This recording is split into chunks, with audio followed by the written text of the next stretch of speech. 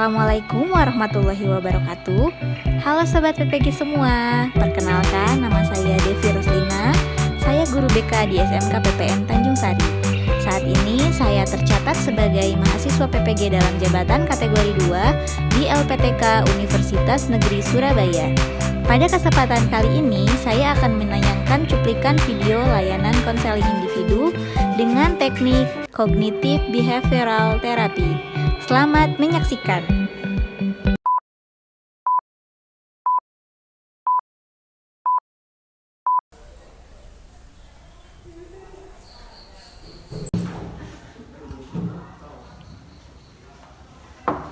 Assalamualaikum Ibu.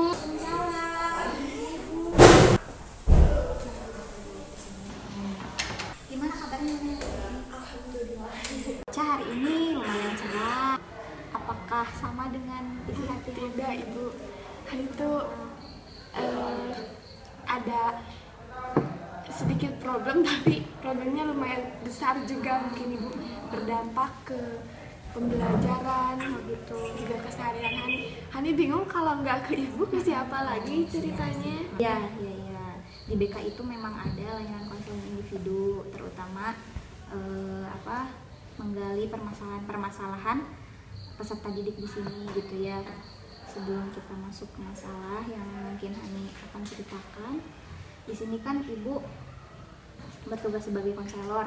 Intinya Ibu mendengarkan semua curahan hati Hani gitu ya. Nah, di sini itu di konseling individu itu sebetulnya terdapat ada beberapa asas yang perlu Hani ketahui. Yang pertama itu asas keterbukaan. Jadi Hani dengan bebas, dengan leluasa boleh menceritakan semua permasalahan yang Hani rasakan. Terus asas kerahasiaan, insya Allah Ibu sebagai konselor di sini tidak akan memberitahu gitu ya, dan menjaga rahasia masalah yang Hani alami. Lalu asas kesukarelaan, intinya kan Hani dengan datangnya ke BK gitu tanpa Ibu minta, Hani sudah sukarela gitu ya untuk masuk ke ruang BK gitu. Mungkin ada beberapa hal yang Hani rasakan gitu. Coba boleh Hani ceritakan dari awal hingga yang sekarang Hani rasakan itu seperti apa, Ibu dengarkan. Cukup berat juga buat Hani nyeritain ke Ibu, karena permasalahan pribadi Hani Bu, yang bikin Hani down mungkin sekarang dan ngerasa gak nyaman buat komunikasi sama siapapun. Karena baru saja kemarin Hani dapat berita gak enak dari tetangga kalau Hani itu hidup selama 15 tahun bukan dengan orang tua kandung Hani. Ya.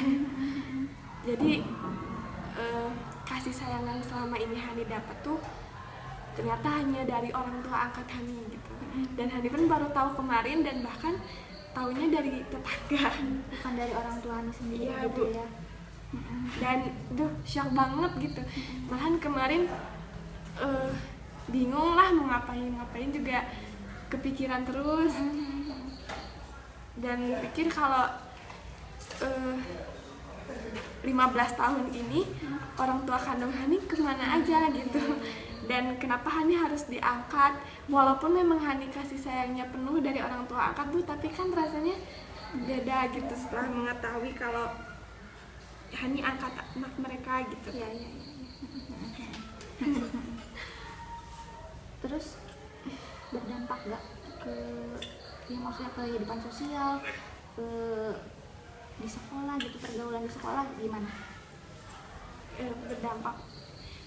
Mungkin satu hari kemarin Hani juga sempat membatasi komunikasi sama siapapun, entah itu di rumah, di sekolah, karena lebih ketakut sih Bu. Mereka pun yang sudah tahu ngejudge juga kayak, oh Hani itu anak angkat gitu. Dibully gitu ya, Iya. lebih ke dibully gitu. Mungkin gini ya, Ibu jelaskan kembali kenapa Hani datang ke Ibu mengungkapkan perasaan yang mungkin karena apa istilahnya tetangga Hani yang membuli gitu ya, bahwa Hani itu bukan anak kandung dari orang tua yang sekarang. Terus itu Hani langsung percaya atau gimana? Kenapa Hani langsung percaya? Kenapa Hani tidak mencari tahu faktanya seperti apa? Atau Hani baru sekedar ingin bercerita ke ibu aja? Sempet sih Bu kayak ngobrol-ngobrol sama saudara juga dekat rumah gitu, dan nanya soal kebenarannya apa emang Hani dari dulu Hani anak kandung ibu dan ayah Hani yang sekarang gitu. Dan mereka pun untuk jawab iya itu berat gitu Bu, dan iya. lama-kelamaan mungkin Jadi udah kelihatan iya, gitu ya dari situ. udah waktunya mungkin Hani tahu kata mereka. Terus kalau misalkan pernah nggak Hani ngobrol gitu sama orang tua yang sekarang tuh, ngobrol masalah ini gitu atau belum? Belum berani. Kalau memang ya faktanya seperti itu, belum bisa gimana ya, belum bisa mengekspresikannya gitu. Apakah Hani harus marah ke orang tua Hani yang sekarang ataupun gimana. Kalau lihat data pribadi ya, ibu sempat lihat juga sih sebelumnya. Jadi Hani itu anak kelima dari 6 bersaudara. Kakaknya semua itu kakak laki-laki. Terakhir bungsu yang cewek. Yang cewek ya, berarti yang perempuan ada 2 ya. Yang 4 itu laki-laki, yang kelima dan keenam itu perempuan. Ada yang dirasakan nggak atau perbedaan apa yang Hani alami sebelum hadir adik kan cewek? Yang pastinya Bu, apalagi bungsu mungkin ya dibilangnya, ya diberi kasih sayang penuh gitu sama kakak-kakak Hani, entah itu dilindungi atau gimana diajak jalan-jalan lah, gimana ngebuat Hani tuh kayak ya udah sudah gitu, di keluarga ini Hani nyaman gitu.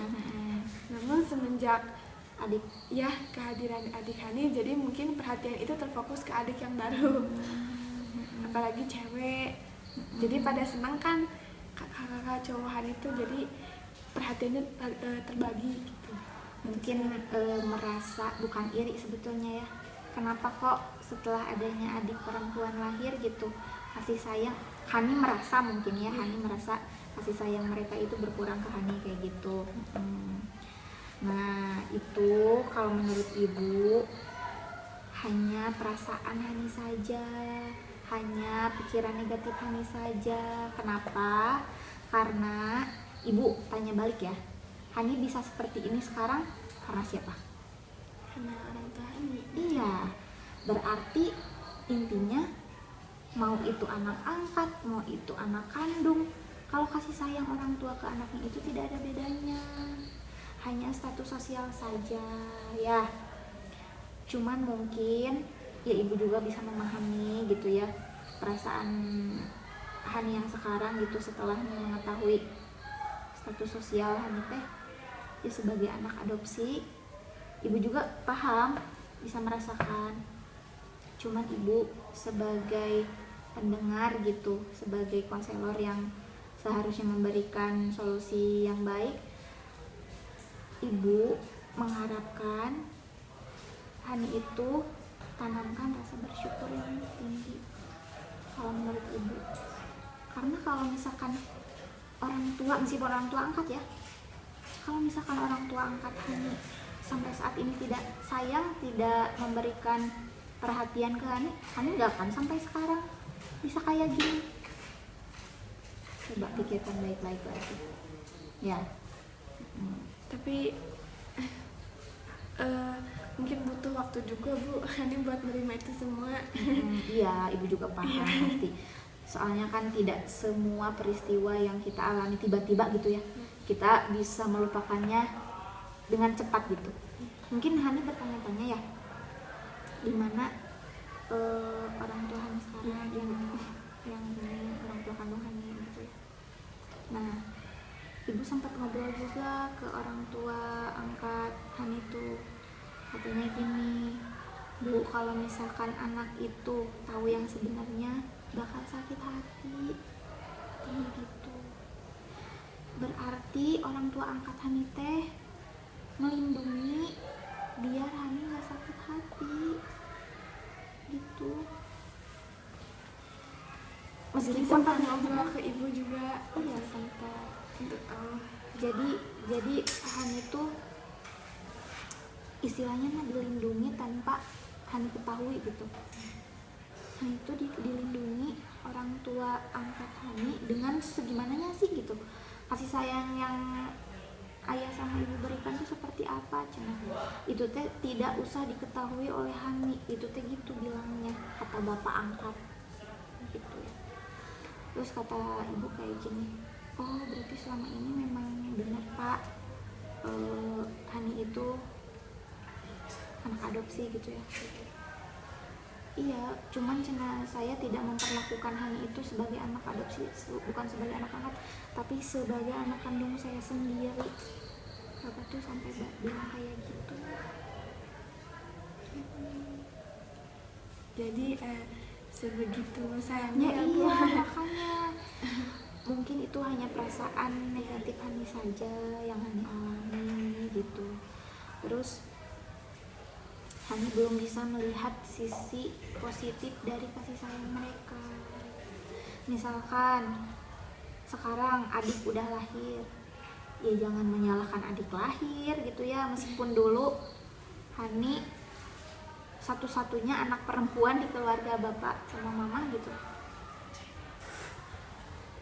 tapi dengan adanya adik justru malah makin mempererat kalau kata ibu. Apalagi kalau misalkan Haninya bisa menyesuaikan diri. Kan dulu kakak cowok semua ya, sekarang adik cewek, jadi kan istilahnya ada teman gitu, ada teman buat apalah curhat atau sebagainya. Nanti ibu ada tugas nih di rumah, jadi Hani di sini nanti isi sebagai penguatan aja ya. Ini kan ada formulir rencana nih. Di sini tuh tulis sikap apa yang akan Hani tunjukkan, sikap apa yang akan Hani ambil dulu ya. Nah, sebelum ke situ ibu mau ngasih dulu video. Ibu di sini ada video.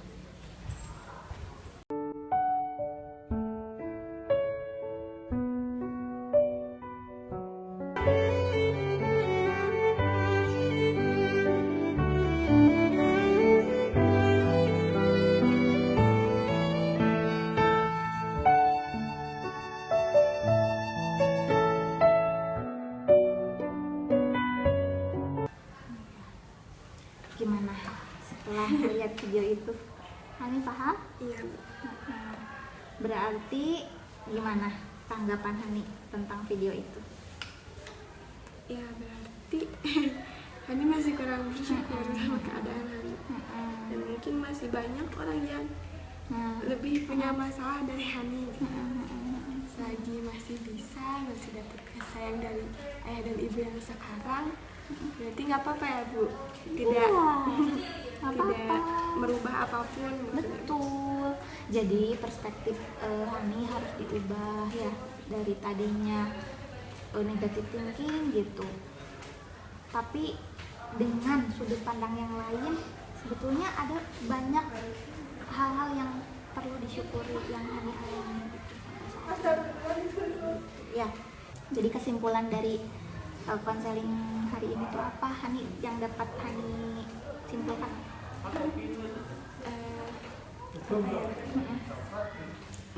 Jadi kecemasan Hani itu berasal dari diri Hani sendiri ternyata.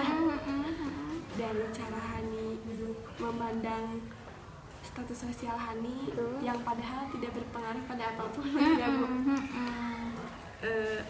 Dan ngobrol sama ibu pun sekarang bisa buat Hani lebih tenang. Alhamdulillah. Iya, Iya. lebih bersyukur lagi. Iya. Masih ada orang yang sayang sama Hani. Ya, iya. Nah, mungkin itu yang bisa ibu apa ya, istilahnya bukan kasih saran sih, yang bisa ibu bantu untuk Hani ke depannya bisa lebih baik, semoga gitu, harapan ibu juga kan seperti itu. Nah, nanti kalau misalkan ada apa-apa lagi boleh ke ibu nge-WA langsung, atau mau menemui di BK lagi boleh, nggak apa-apa. Itu tergantung Hani penyelesaiannya seperti apa ke depannya. Cuman mungkin ibu mohon maaf kalau misalkan hanya memberikan layanan semampu ibu gitu, segini gitu Sudah ya. cukup ibu, sudah membantu. Istilahnya kalau misalkan untuk menjadi pendengar yang baik mah insya Allah ibu siap. Jangan lupa ini tugasnya dikerjakan. Di pertemuan selanjutnya ibu periksa. Kita berarti bertemu lagi tanggal berapa? Sekarang tanggal 14 ya? Minggu depan aja. Minggu depan hari Senin kalau bisa ya. Oke. Tidak ada pertanyaan lagi. Sudah cukup. Terima kasih. Sama-sama. Sini, Bu.